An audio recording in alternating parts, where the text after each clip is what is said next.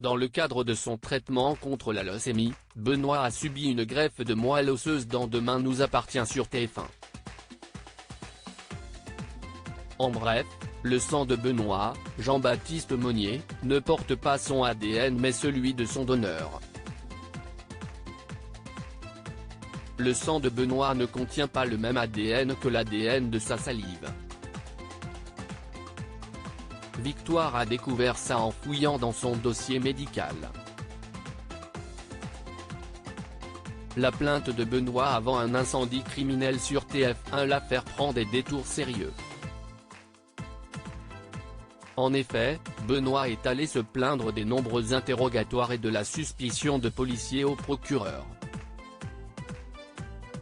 Sébastien Perrault, dans un second temps, refuse de délivrer une commission rogatoire pour un deuxième prélèvement ADN de Benoît sans autre preuve tangible de Karim, Sami Garbi, et ses hommes. Il ne veut pas risquer un nouveau fiasco. Finalement, les policiers se rendent sur les lieux de la séquestration de Benoît pour obtenir de l'ADN. Il n'avait pas fait de prélèvement auparavant à cause des aveux de Lisa sur ses actes.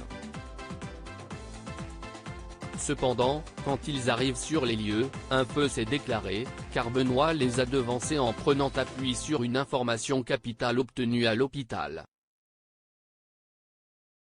Demain nous appartient en nette hausse sur une semaine. Georges et Victoire, Solène et Berthe, obtiennent un parloir avec Lisa pour lui dire. La policière emprisonnée culpabilise à cause de ces enchaînements malheureux des événements. Georges assure à Lisa qu'ils vont finir par boucler le monstre d'Argenteuil. Lisa est désespérée. Benoît demande un parloir avec Lisa pour la narguer et faire ses adieux, car il compte quitter cette après une dernière affaire.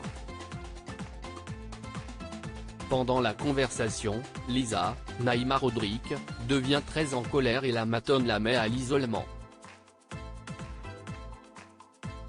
Ce vendredi 21 avril 2023, le feuilleton de TF1 a rassemblé 2,55 millions de Français entre 19h14 et 19h49, soit 16,9% de part de marché sur les 4 ans et plus. Sur une semaine, la chaîne historique enregistre une hausse de 1,6 point d'audience. Demain nous appartient est à retrouver du lundi au vendredi à 19h10 sur TF1.